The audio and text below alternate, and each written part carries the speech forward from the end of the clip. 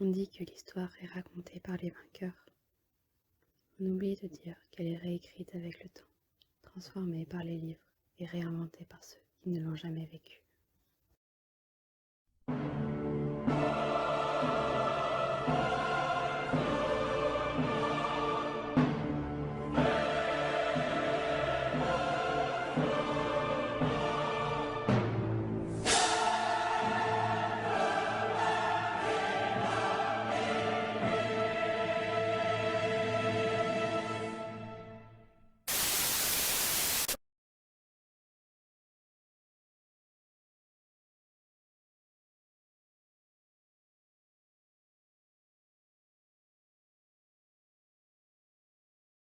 Prenons l'exemple d'un pédophile, ou encore d'un tueur en série qui a fait plus de 100 victimes, des femmes et des enfants. Il a subitement l'illumination, il comprend tout ce que vous dites.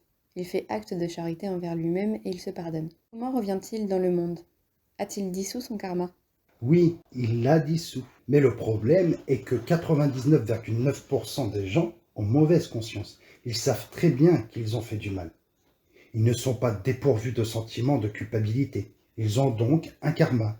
Mais en théorie, ils pourraient le dissoudre en adoptant une autre attitude. Ce serait une attitude d'esprit permissive, qui laisse de côté les scrupules. Qu'en est-il du bouddhisme? Le bouddhisme tient les gens en laisse. L'enseignement dit tu portes ton karma. Et ils reviennent toujours parce que tu leur donnes de l'énergie. Ou l'église. C'est comme la blague de celui qui arrive en enfer. Le grand diable est tout content et dit c'est bien que tu viennes nous rendre visite. Veux-tu faire le tour du propriétaire? Mais viens d'abord au bar, buvons un coup et chantons des chansons. Ensuite, ils vont dans la pièce à côté, c'est un club échangiste. Ils vont de pièce en pièce et dans chaque pièce, l'excitation monte. Le nouvel arrivant dit à l'église, j'ai entendu parler du feu des enfers, des supplices. Je ne vois rien de tel ici. S'il y a une salle pour cela, dit le diable. Il ouvre une porte et on voit des gens assis dans les flammes qui souffrent le martyre. Le nouvel arrivant demande qu'est-ce que c'est? Ce sont des catholiques. C'est ce qu'ils veulent, c'est leur vision des choses. Cela n'existe que dans leur imagination, pas réellement, répond le diable. Il ne faut pas encourager ces vibrations négatives. Si tu es riche, tu peux combattre la misère. Si tu es pauvre, tu ne peux rien faire, tu coules. Oui, mais la misère vient du mauvais partage des richesses. Et les enfants? Les enfants sont cruels parce qu'ils n'ont pas encore intégré la morale. Ils torturent les scarabées, ils arrachent les pattes des grenouilles, ils commettent toutes sortes de méfaits. Pourquoi? Parce qu'ils n'ont pas encore de conscience. Ils sont innocents. Réfléchis. Si un enfant prend le pistolet de son père, que celui-ci est en train de nettoyer, et qu'il le tue par mégarde, est-il coupable? Non, parce qu'il ne l'a pas fait consciemment. Ils ne connaissent pas le pouvoir réel d'un pistolet. Il n'a pas créé de mauvais karma. Les lois actuelles ne condamneraient pas l'enfant. Il n'est pas encore éduqué, développé. On ne peut pas le condamner. Il n'y a ni faute ni péché. Les péchés est une évaluation subjective. Cela a à voir avec la conscience. On peut donc avoir un karma, si on le souhaite, ou ne pas en avoir. Si tu penses que tu n'as pas de karma, tu n'en as pas. Si tu ne veux pas être malade, tu ne l'es pas. C'est direct. Prenons un autre exemple. Quand j'étais soldat, j'ai tué 50 personnes. Celui qui a jeté la bombe d'Hiroshima en a tué plus de 100 000. Le devoir, c'est le devoir. Celui qui n'a pas mauvaise conscience en faisant son devoir n'a pas de karma. S'il a mauvaise conscience, s'il se sent responsable, alors il en a un. Cela me hérisse les cheveux. Les fous de Dieu se servent de ce principe inversé parce que leurs leaders leur promettent le paradis. Ainsi, ils dissolvent leur karma. Supposons qu'un soldat israélien tue un enfant palestinien. On dira, comment peut-on tuer un petit innocent? Le soldat se défend. Si je l'avais laissé en vie, il aurait tué 30 des nôtres dans 10 ans. C'est ce que j'ai empêché. J'ai fait une bonne action. Et il ira au ciel. Il n'y aura pas de faute s'il se pardonne lui-même. On est le seul à pouvoir se pardonner. Personne d'autre ne peut le faire à notre place. C'est un autre secret de la franc-maçonnerie. Ce qui nous bloque, c'est notre système de morale, notre tête, notre raisonnement. L'auto-guérison est possible. Elle peut naître dans notre cerveau par notre raisonnement. Le système reconnaît l'erreur. Le système ne peut pas mentir. Quand on est malade, on peut trouver les points faibles dans le corps ou dans la tête et on peut guérir seul. Mais il faut y croire. Si on n'y croit pas, on commet une erreur système. Cela ne marche pas. C'est le champ morphogénétique. Tu n'as même pas à trouver le point où ça fait mal. Il suffit de dire Je voudrais que cette idée se développe en moi et que la maladie me quitte. Et ça marche. Non, tout n'est pas si facile. Si. À mon avis, il faut encore une impulsion entre le conscient et l'inconscient. C'est l'histoire du système. Le système reconnaît l'erreur. L'inconscient doit le sentir. Il sait que ça marche. J'ai passé 9 mois dans une clinique de cardiologie. J'ai fait 5 infarctus. De suite, j'étais allongé comme un cadavre. Mon cœur avait perdu 80% de son poids. Le cœur perdait du poids après chaque infarctus. J'étais couché sur le lit et je ne pouvais pas bouger. Le volume du cœur ne me permettait même plus de lever le bras. J'étais sur le point d'entrer à l'hospice pour mourir. Mais je ne voulais pas mourir. C'était il y a 10 ans. Aujourd'hui, vous ne voyez plus aucune séquelle, n'est-ce pas? Non, vraiment pas. Vous avez l'air en grande forme. Vous êtes plein d'énergie. Je savais que ça irait. Je savais que je n'allais pas mourir et que tout allait se régénérer. J'ai étudié mon corps. Je n'ai pas prié. Je savais qu'un jour cela irait mieux. J'ai décidé moi-même de quitter la clinique en fauteuil roulant. Le médecin de mon voisinage m'a aidé. Je n'ai pas pris de médicaments non plus. Il m'a fallu 6 mois pour quitter mon fauteuil roulant et 3 années avant de pouvoir marcher. Et maintenant, je suis comme avant, comme si je n'avais rien eu. Tout va bien. Vous dites que la matière domine l'esprit, mais l'énergie créative vient d'ailleurs. C'est elle qui permet aux cellules de se régénérer et d'être saines. C'est un problème qu'on ne peut pas résoudre avec la raison. Je le résous avec mon savoir, celui que j'ai mis tant d'années à acquérir. Maintenant, je dis que je voudrais ceci ou cela, et les choses arrivent. Rappelez-vous les mots du Talmud. Surveille tes pensées, car elles deviendront des mots. Surveille tes mots, car elles deviendront des actes. Surveille tes actes, car ils deviennent des habitudes. Surveille tes habitudes, car elles formeront ton caractère. Surveille ton caractère, car il est ta destinée. C'est exactement comme cela que les choses arrivent. On forme une pensée, on la laisse s'envoler. Cette pensée va faire son chemin. Elle va produire sa propre dynamique pour résoudre le problème. Nous pouvons en être sûrs. C'est le travail du champ morphogénétique. J'ai appris chez les Rose-Croix comment on fait ce genre de choses. J'ai un autre avantage. J'ai été Rose-Croix pendant 12 ans, avant d'intégrer la franc-maçonnerie. Chez les Rose-Croix, j'ai appris la pratique, mais je ne comprenais pas comment cela fonctionnait. Chez les francs-maçons, j'ai compris comment les choses fonctionnent. Les uns ont la pratique, les autres la théorie.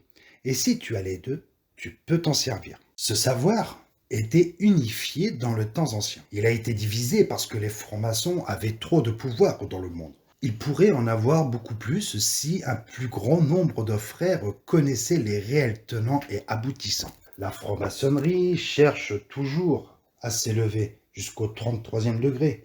Au-dessus, il y a l'ordre martiniste.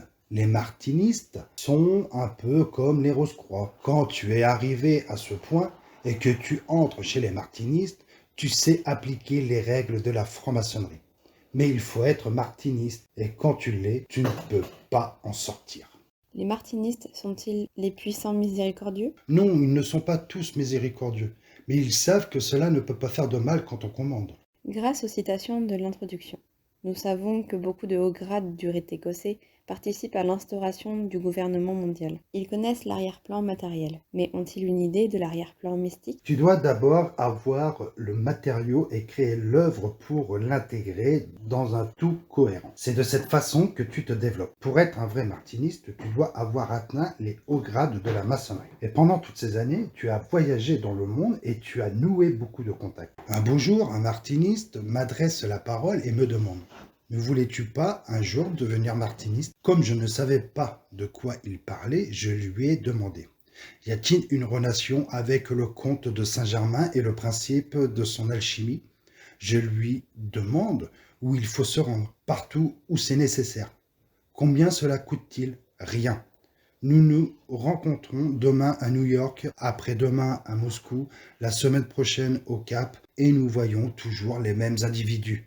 Ce sont eux qui agissent et qui font bouger les choses. C'est comme cela que je suis devenu martiniste. Vous mettez le martinisme en relation avec le comte de Saint-Germain. Quel est le rapport? Saint-Germain représente une force qui se régénère régulièrement. Ce comte paraît, disparaît et réapparaît à chaque fois. Il provoque quelque chose et puis il disparaît à nouveau. Il est toujours là quand on l'appelle. Il est toujours avec nous. Saint-Germain et Louis-Claude de Saint-Martin appartiennent à la société du XVIIIe siècle.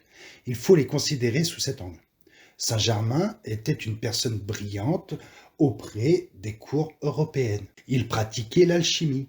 Louis-Claude de Saint-Martin était le philosophe inconnu. La base philosophique des martinistes ne concerne pas le comte de Saint-Germain. Ce qui est intéressant chez lui, c'est son rapport avec l'immortalité, un concept qui joue un rôle important dans les pratiques alchimistes et rosicruciennes. Je possède moi-même une pierre du château de Louisenlud, un domaine alchimiste réputé. Je possède également une pyramide de verre qui me vient d'un alchimiste décédé très connu en Europe. Quand je dispose de ces objets sur les structures radiesthésie appropriées, les gens présents voient des apparitions qui vont d'une irritation sévère à l'illumination complète. Ces structures ne provoquent pas de réaction chez moi, mais je suis toujours surpris de voir leur effet sur certaines personnes.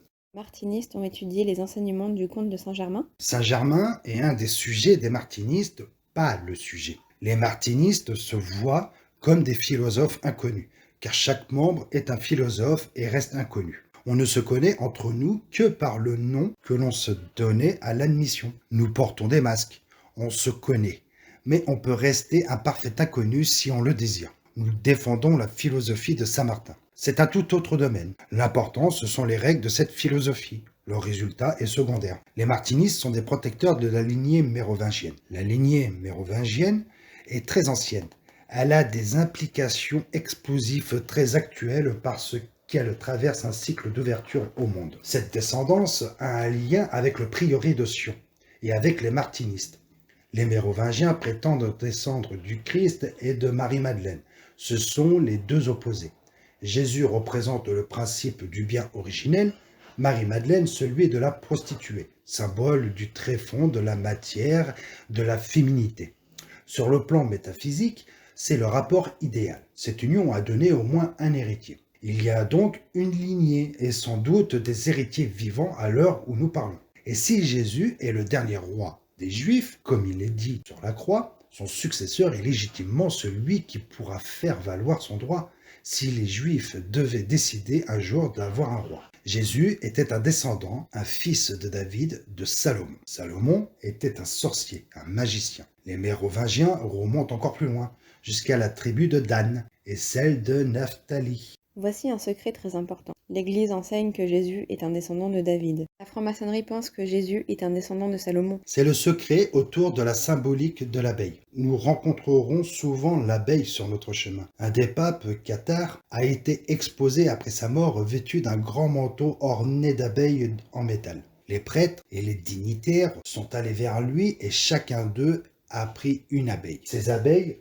officiaient comme carte d'électeur pour l'élection du prochain pape Cathare. Quand les 9 chevaliers se sont rendus à Jérusalem pour fonder l'ordre des pauvres chevaliers du Christ et du temple de Salomon, ils ont reçu la bénédiction d'un prêtre cathare à Séborga. Séborga est le seul état cistercien ayant survécu jusqu'à l'époque moderne. Cette principauté existe réellement, quelque part au nord de Gênes, au milieu des montagnes. Quand on se trouve sur la montagne au centre de la capitale et qu'on se retourne, on peut voir de chaque côté, au loin, les frontières de la principauté. Elle a sa propre monnaie et elle émet des timbres. Il faut imaginer ce que cela veut dire.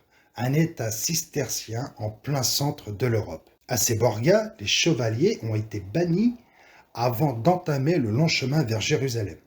Le symbole des Mérovingiens était également l'abeille. On appelle Bernard de Clairvaux Doctor Mellitus Flus, maître doux comme le miel. Revoilà l'abeille. Et au Vatican, le symbole de l'abeille? Non, au Vatican, le symbole, c'est la colombe. C'est un autre sujet qui rejoint la pensée cathare. Mais il faut aller chercher loin pour prouver que Saint-Pierre de Rome est une église du Paraclet. Le Paraclet représente le Saint-Esprit. Le Saint-Esprit, catholique et romain, parle du Père, du Fils et du Saint-Esprit. Le Père, c'est le concept du Dieu tout-puissant miséricordieux. Le Fils, c'est Jésus, qui a fait beaucoup de bruit sur terre, qui a beaucoup protesté, qui était un homme formidable et qui est retourné assis à la droite de son Père. Nous avons donc la Trinité. Mais dans quel lieu vénérons-nous l'Esprit Saint, la troisième composante? Nous vénérons par-dessus tout Dieu le Père et son Fils, peut-être encore plus. Mais où vénérons-nous l'Esprit Saint? Il mérite pourtant la même vénération. L'Esprit Saint est égal à Dieu le Père. Puisque nous ne pouvons pas atteindre Dieu et que son Fils nous a quittés, Dieu nous a envoyé le Saint-Esprit lors du miracle de la Pentecôte. L'Esprit Saint existe réellement, on peut le toucher. Symboliquement, c'est la conscience divine, c'est l'inconscient, et moi au milieu. Dans une église consacrée au Saint-Esprit, il n'y a ni crucifix, ni Jéhovah, seulement l'Esprit Saint. Mais vous venez de dire que l'esprit, c'est la matière. Oui, mais l'Esprit Saint est égal à Dieu le Père et à son Fils. Je peux l'adorer et le symboliser de la même façon. Pour le vénérer, je prends le symbole de la colombe que je pose sur l'autel. La colombe remplace le crucifix. Ai-je le droit de faire cela? C'est un point critique. J'aurai sûrement des ennuis. Mettez cela en relation avec ce que vous venez de dire, que l'esprit est dans la matière. L'Esprit est égal à Dieu. Que dit l'Évangile? Tu peux pécher contre le Père et contre le Fils, cela te sera pardonné. Mais on ne peut être pardonné de pécher contre le Saint-Esprit. Il n'y a pas de salut. Dans la Trinité, le Fils c'est le Père c'est Dieu, et le Saint-Esprit c'est Dieu. Les gnostiques disent ceci. Quand Dieu entre dans la matière, il devient son propre Fils. Dieu et la matière ne peuvent pas s'unifier. Mais quand Dieu plonge dans la matière, il est son propre Fils. Et ce qui agit dans la matière, c'est l'Esprit Saint. Au début de l'interview, vous avez dit que la franc-maçonnerie enseigne la vérité, mais d'autres mouvements font pareil. Comment différenciez-vous et comment pouvez-vous savoir que c'est vraiment la vérité qu'on enseigne là? Dans le fond, parce que la vérité est logique, elle doit être juste dans son raisonnement et on doit pouvoir la prouver. Les vérités ne se contredisent pas dans le système philosophique. Si j'accepte un système tel que la franc-maçonnerie comme détenteur de vérité, je dois pouvoir le comparer avec d'autres systèmes philosophiques ou d'autres religions et ne pas y trouver de contradiction majeure. Ce que propose la franc-maçonnerie ne va pas à l'encontre de ce qui est écrit dans la Bible, si on sait lire correctement. Lire correctement, c'est-à-dire lire sans morale. Et pourquoi faut-il 15 ans pour révéler ces choses-là? Qu'est-ce qui est si compliqué à comprendre et pourquoi est-ce si mystérieux? Est-ce à cause de Lucifer? Nous imaginons volontiers un Dieu aimant et miséricordieux qui nous protège, qui nous accompagne et qui nous rend la vie agréable. Une analyse critique des religions nous permet de constater que ce Dieu n'est pas plein d'amour et qu'il n'aime pas l'être humain. L'Ancien Testament nous apprend que Dieu a créé l'homme et qu'il l'a chassé du paradis, qu'il a mis un ange devant la porte pour l'empêcher de revenir chez lui au paradis. Ce sont des vérités crues et impitoyables. Ce sont des principes. L'homme ne peut pas approcher Dieu parce que Dieu ne le veut pas. Il doit vivre sur terre dans des conditions très dures où il n'y a aucune miséricorde. Il ne peut pas se rébeller. Un Dieu miséricordieux impliquerait que l'on puisse transgresser la loi et que Dieu nous pardonnerait. Lucifer, le maître de la terre, ne nous pardonne rien. On n'a pas le droit à l'erreur. C'est une autre vérité. Il est vrai qu'il existe aussi une divinité supérieure à celle-là, celle dont parle Jésus. C'est également une vérité. Mais cette divinité n'agit pas dans la matière et sur la terre. C'est un Dieu qui est en nous. Mais on ne peut pas dire ça à tout le monde. Tout cela semble très construit. Vous prétendez que la matière domine l'esprit. Vous venez de donner un exemple de télékinésie, de télépathie. La goutte d'huile que l'on peut faire bouger dans un liquide par la pensée, par exemple. C'est ce que montre aussi l'effet placebo. La pensée peut influencer la matière. Est-ce une question d'interprétation? Oui et non. Il faut bien définir les choses.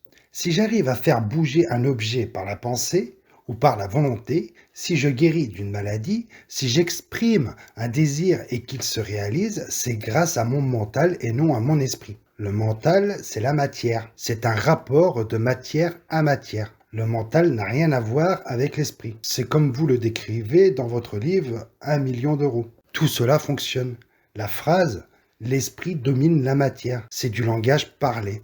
Dans l'ensemble, c'est vrai, nous pouvons par nos pensées et notre mental, influencer le monde physique autour de nous. On devrait affirmer, pour être correct, le mental contrôle la matière. L'esprit, c'est différent, ce n'est pas la volonté. Donc le mental contrôle la matière, parce que le mental fait partie de la matière. C'est exact, le mental est l'élément qui guide la matière. Et l'esprit, c'est l'électricité qui traverse tout, qui permet à l'âme et au corps de fonctionner. Si on débranche le fil, plus rien ne marche. L'esprit est d'essence divine. On pourrait dire que l'être humain est également d'essence divine, qu'il porte en lui une étincelle divine. Tout être humain sur Terre en a en lui cette étincelle. C'est elle qui procure les sensations religieuses, qui nous fait prier et vénérer un Dieu, qui nous donne même la capacité d'invoquer des dieux que personne n'a encore jamais vus. Nous sommes capables de ressentir la présence de certains esprits. Tout cela fait partie de l'étincelle divine. Il y a une relation avec un Dieu qui nous est complètement inconnu. Peut-être est-ce le signal que nous ont donné le Créateur et le Fils de Dieu pour l'éternité, pour pouvoir entrer en contact avec eux, avec ces extraterrestres ou cet être suprême. L'étincelle divine est le récepteur des impulsions, des signaux qui nous poussent à faire des choses que nous appelons la volonté de Dieu. Cette étincelle est plus développée chez les prophètes, les visionnaires et les médiums que chez les individus moyens. Vous connaissez tous des personnes clairvoyantes qui ont des sensations que nous ne pouvons pas expliquer. Cela passe par le domaine de l'esprit. L'esprit ne peut pas vaincre le corps ou la matière, mais le mental en est capable. Quand la matière décide avec ses tripes, l'esprit peut faire ce qu'il veut. La matière sera toujours gagnante. Le mental permet de réguler cela.